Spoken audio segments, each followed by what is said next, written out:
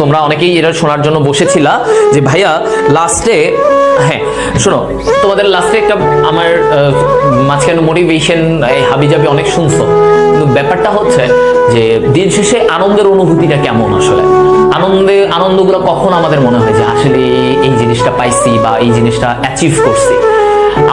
আমার অ্যাডমিশনের পরে যখন আমি রেজাল্টটা পাই, বিশেষ করো ওই রেজাল্টটা পাওয়ার পরে মানে আমি আমার ফ্রেন্ড আমরা ভয় পাচ্ছিলাম যে আমরা ঢাকা মেডিকেলে পাবো কিনা। আমরা জানি আমরা মেডিকেলে পাবো, কিন্তু আমরা ঢাকা মেডিকেলে পাবো কিনা আমরা তখন অনেক ভয় ছিলাম। হ্যাঁ, তো আসলে মানে এখন আমি যেটা আসলে বলতে চাচ্ছি যে হ্যাপিনেসের মোমেন্টটা, তোমার রেজাল্ট বা তুমি একটা অ্যাচিভ করার পরে তোমার আসলে ব্যাপারটা কেমন লাগে, খুব ভাল লাগে। তো এই কারণে বললাম যে আমরা তখন একসাথে বসে আছি ফ্রেন্ডরা, আমি আর আমার রুমমেট, আমরা বসে আছি, আমরা ভাবতেছি যে কি হবে, কি করব, হ্যাঁ আরে রেজাল্টটা কখন দিবে। তো যখন দিল আমরা সব জায়গায় দৌড়াদৌড়ি করতেছি, ভাই রেজাল্ট দেখান, দোকানপাটে যাচ্ছি।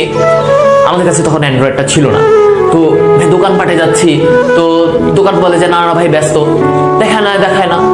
পরে বুঝছো আমার বন্ধু তার বড় আপুকে ফোন দিচ্ছে, বড় আপুকে ফোন দেওয়ার পরে আপু বললো যে, আপুকে বললাম আপু একটু রেজাল্টটা দেখে দেন না আমাদের। আপু বলে হ্যাঁ হ্যাঁ বলো। তো আমার বন্ধু রোল বললো, হ্যাঁ ও আগে রোল বললো।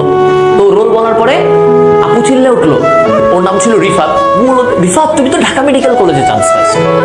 আমার বন্ধু তো লাফ দিয়ে উঠছে ওই রোডে, ফার্ম গেটেই ছিলাম আমরা তখন অ্যাডমিশন টাইমে, ঢাকার ফার্ম গেট।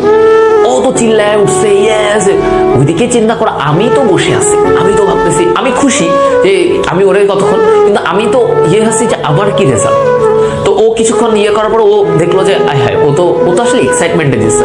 তো এখন ও বললো যে আপু হৃদয়টা একটু দেখে দাও, হৃদয়টা লাগবে।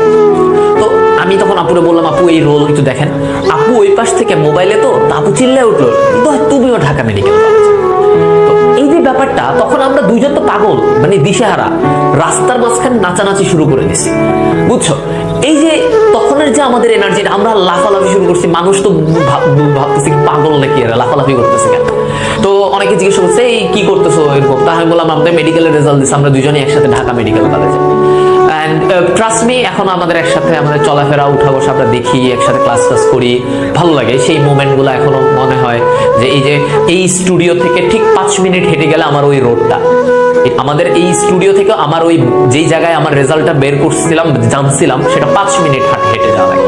আমি এখনো প্রায় সময় এখান দিয়ে হাঁটলে ওই জায়গাটা আমার এখনো ভেসে ওঠে যে ওই জায়গাটা ছিল যেখানে আমি রেজাল্টটা পাইছিলাম ঢাকা মেডিকেল কলেজে।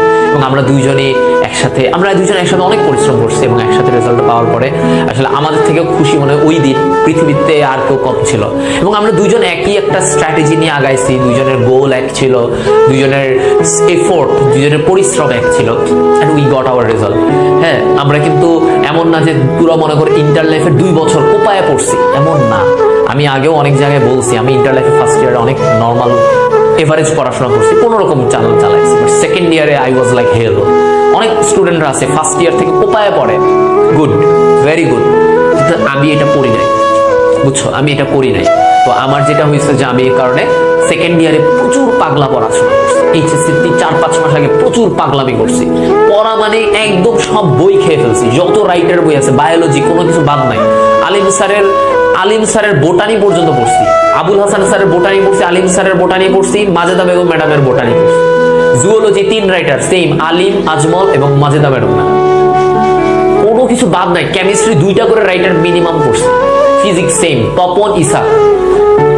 গাণিতিক পদার্থবিজ্ঞান সলভ করতে করতে শেষ, অনেক করছি, এত কষ্ট লাইফে করি। মানে ওই কষ্টের রিওয়ার্ড আমি পাইছি, আলহামদুলিল্লাহ আমি রিওয়ার্ড পাইছি। সো রিওয়ার্ড পাইলে ভালো লাগে, তাই না? তো সফলতার সাথে গল্পগুলো অনেক ভালো লাগে আমাদের সময়, এইটাই আর কি।